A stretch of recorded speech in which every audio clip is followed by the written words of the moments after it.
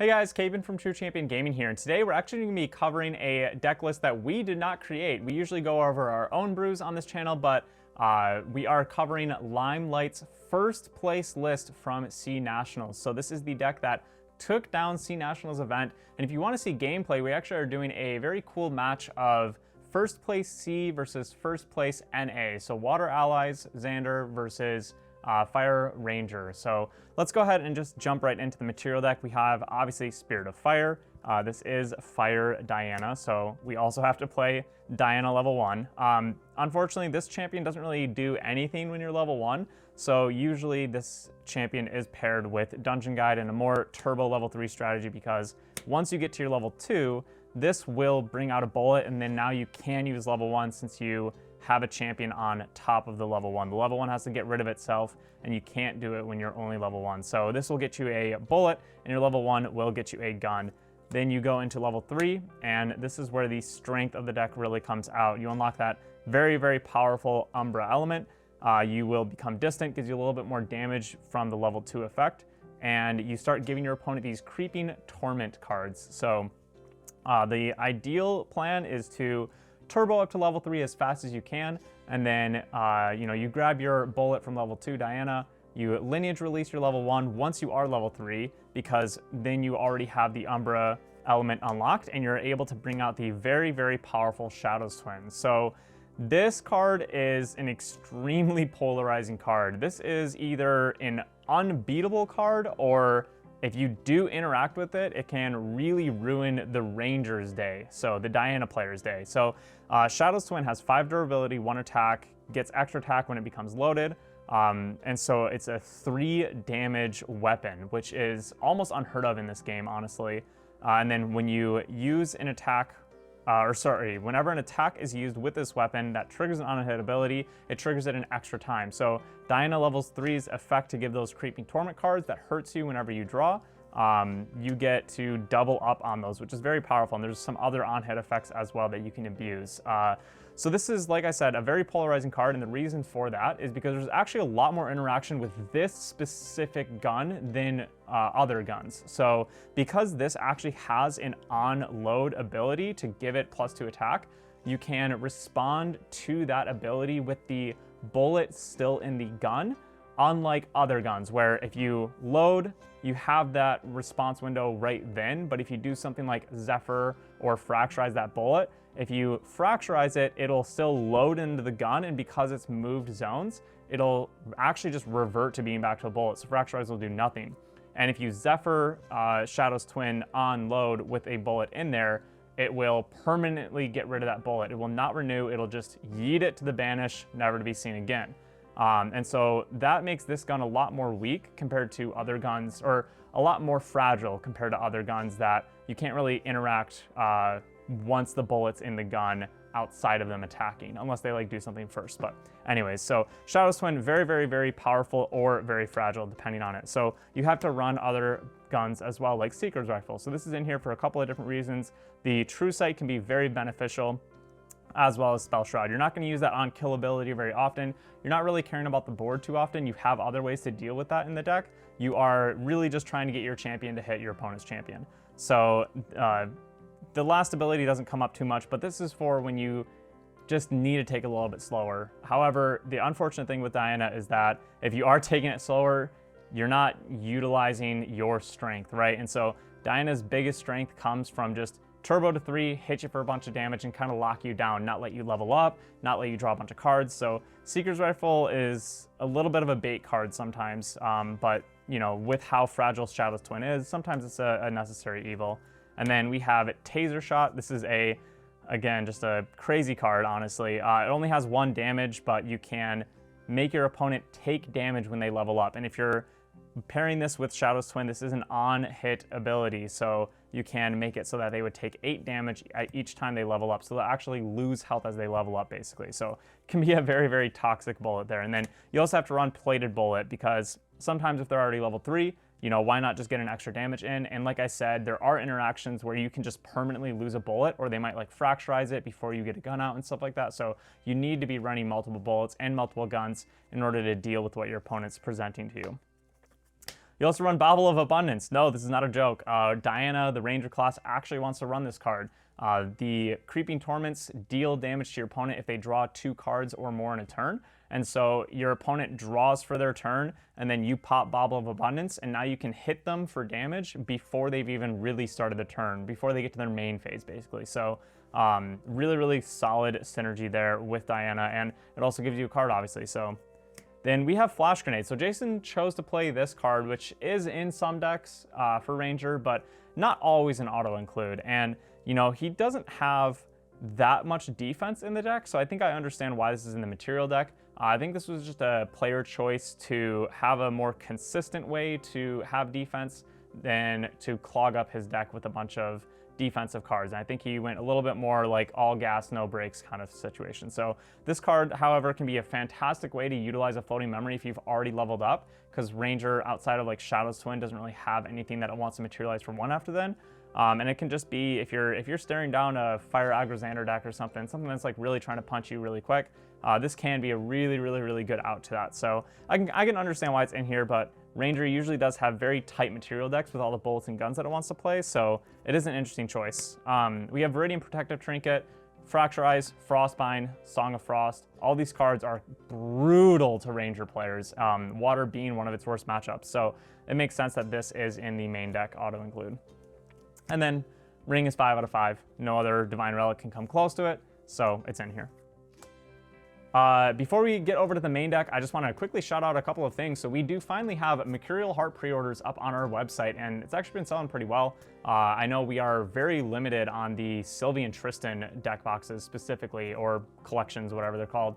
So go check out our website linked below if you do want any of those products coming up. And we also have a pretty exciting thing. We've been running Monday, Tuesday, and Wednesday at 9 p.m. EST win-a-box events. So we've been doing 8-man pods, little 3-round events. So they start at 9 p.m. EST. They usually finish at about midnight or a little bit earlier sometimes. And first place will get a box of DOA Altar, a box of ALC, since that's out. Once MRC comes out, we'll probably add that as well. Or you can get like one of each ALC starter deck, I think. So a couple of different options there. And they are hosted in our Discord. So $10 entry. Go check out our Discord. Make sure that you click on the swords announcement emoji thing to get your rolls and everything. And yeah, those have been a lot of fun. I know a lot of people have been really appreciating the chance to play in more events. We try to pick a time and dates of Monday, Tuesday, Wednesday in order to get people a bigger option for playing in competitive events and getting, you know, just used to that kind of scene. So they are webcam. You can find them on our Discord. Click that link below. Let's go ahead and move on to the main deck. All right, so in the main deck, we have 2 Fall Steps. So like I mentioned, you know, he doesn't have too many defensive cards in the main deck, so that's why I think we see that Flash Grenade in the sideboard, or in the material deck. So Fall Step's really good. It can prevent damage on your opponent's turn, and then going into your turn, because you become distant and Diana has the range 2 effect, you get to hit them for a little bit more too. So it's a really, really nice card. A little bit of a mix between Veiling Breeze and like, I don't know, I guess just that, like, it's a semi-Veiling Breeze for a really low amount, but it also lets you pack a punch the next turn, so pretty neat. And then Umbral Tithe, one of Umbra's strongest cards. This is how you actually can close out a game before your opponent's ready. You know, like, Exercise Curses, all that kind of stuff can really, like, slow down your win condition. But if you give them a couple curses and then follow it up with an Umbral Tithe, you can kind of kill them before they have a chance to really respond. So really, really strong Umbra card. And we're basically just running all of the strong Umbra cards. We have Mindbreak Bolt in here. Fantastic card, especially in this meta with Lux and Xander and everything running around. And if your opponent's just not expecting it, or if you're just going faster than your opponent, Mindbreak Bullet can just clean out a game before you even have to really kill them. You can just get rid of the most important cards in their possession, basically, and they're just not going to be able to do anything. So this is one of those on-hit abilities that if you pair this with Shadow's Twin, you can actually discard 2 of your opponent's cards from memory, which is unbelievably strong. Then we have 4 Carter, because this is undeniably the best Umbra card out there.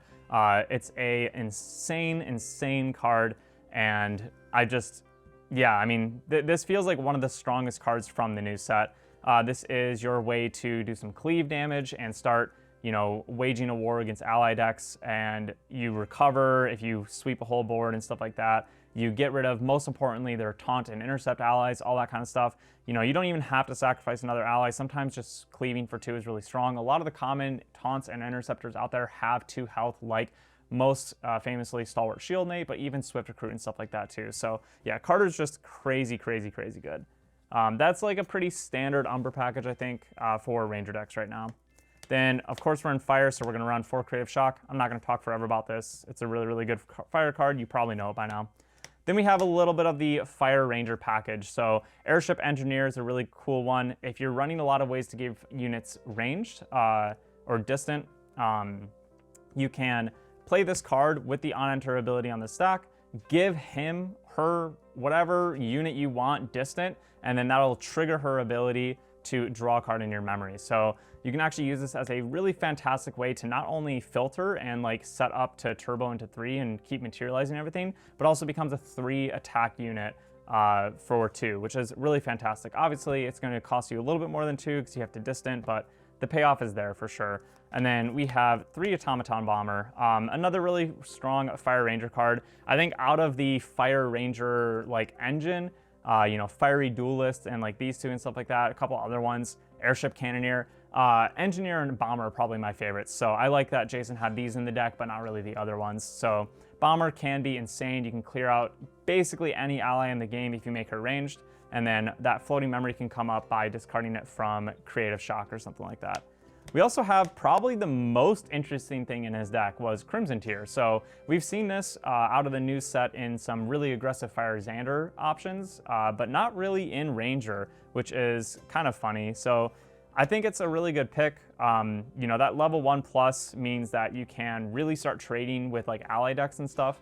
It's a 3 cost, so you can play it at any point in the game to hard level into your next level, right? Like it's not just a 2 cost. Obviously that'd be better, but it is nice to have those cards in your deck that you can play when you're level 2 without a dungeon guide and be able to get rid of those 3 to go up into level 3 next turn. So, and then the level 2 ability actually does come up. He has a couple of different reaction cards where, you know, if you are playing this card, swinging, killing something on your opponent's side of the board, and they're taking their turn to swing into this and try to kill it off, and you respond, you re-wake it, draw a card in memory, and kill off something on their turn, that is such a huge tempo swing. It's actually unbelievable. So I do really like it in the deck. It's a very interesting pick, like I said.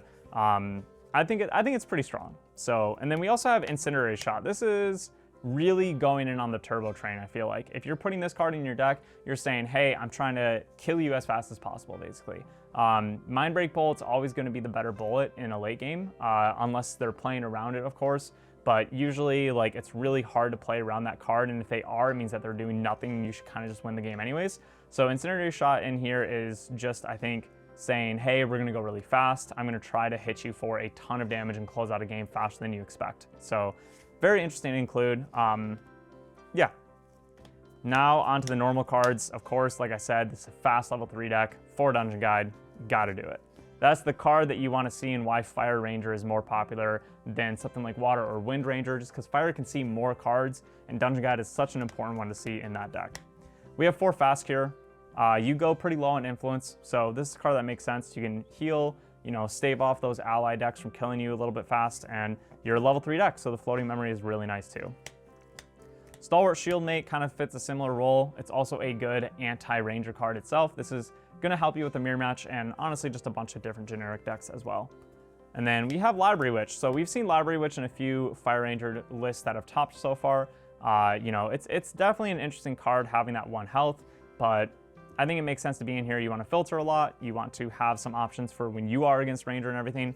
Kind of makes sense. All right, here's the interesting count portion that I found. 3 backstep. Usually Ranger's running 4. You know, I think backstep's really strong in this type of deck. He has a lot of synergy with distant. So interesting to see it at 3, but I think the reason is because we have reposition at 3 as well. So, you know, reposition and backstep are very, very similar cards. I would say personally, I've tested this list a little bit. You know, I think that they're probably a little bit interchangeable. If you wanted to go like 2 reposition, 4 backstep or something like that, those counts would probably be fine. They're all basically doing the same thing, but One that is a little bit different is Evasive Maneuvers, because this card isn't going to replace itself like Reposition and Backstep does, but it definitely gives you more tempo. So you're going to make something distant, you're going to prevent damage. So this card, when you pair it with something like Crimson Tier, is an unbelievable combo, because they might swing something that is doing 3 or 4 to Crimson Tier, and you go, okay, I'm going to Evasive Maneuvers it. So you trigger the reaction part and you draw a card in your memory, which is now replacing Evasive Maneuvers, which is fantastic. You're also going to prevent 2 damage, which is hopefully keeping the Crimson Tier alive. It probably should. And then you're going to restand Crimson, retaliate against it, and everything. So it can be a huge, huge tempo play, but it does feel a little combo-y to me. So I think that's probably a player choice on how you want to do that. With the 2 evasive, 3 reposition, 3 backstep, kind of feel it out and see what you want to make those counts. Another interesting inclusion that we're seeing in Jason's list is the Seeking Shot. So not very often you're going to be wanting to give up your champion swing. That's basically what this deck is all about, is you swinging with your champion for these big, powerful tempo plays. But, you know, sometimes in the early game, especially, a Seeking Shot onto a super early stalwart, or just, you know, a Gildas that's beating you down like crazy and stuff like that. I like Seeking Shot in the deck list. It makes a lot of sense, and you know, you actually can get that class bonus of not being retaliated against, which can come up and be pretty relevant. We have 3 Deploy Gun Shield. This is going to help your Shadow's Twin not be as, you know, flimsy as it can be sometimes. So just a really good card in here. And of course you can discard it off of creative because we are in fire. And then 3 Resolute Stand as well. So a little bit of defensive package.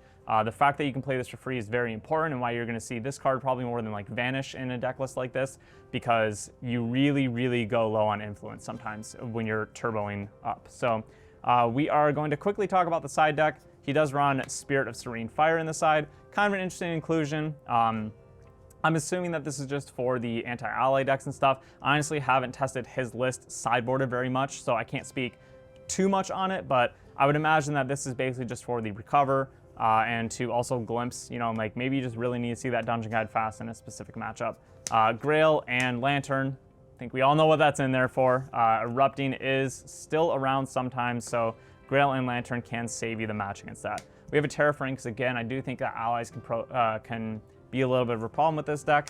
And then Smoke Bombs, this is probably for Merlin. You know, the half damage from the Majestic Spirit doesn't matter too much, surprisingly, in here, because against Merlin, if you can just give him a bunch of curses and then force the draw, that damage is unpreventable. So whether you're triggering that off Tithe or Bobble or something like that, you mainly care about giving Merlin curses. And so Smoke Bombing the Deer that they have out to stop that intercept, just to hit the champion even for like 2 damage because it's being halved or something, is really relevant. And so you can also bring this in if you're playing against like Wind, that's playing Swift Recruits and Asins and stuff. So I kind of like the Smoke Bombs on the side there. And then we have 3 Meltdowns. I'm assuming that this is mainly for water allies. Getting rid of their Scepter is super important, especially if you're playing against that Water Xander list that runs the Poison Dagger and all that stuff too. That can definitely help slow them down. And also probably for the mirror match, right? Because if they put all their cards down, they leave a Shadow's Twin on the board, they don't have any interaction. If you just go Meltdown, pop their Shadow's Twin off, you are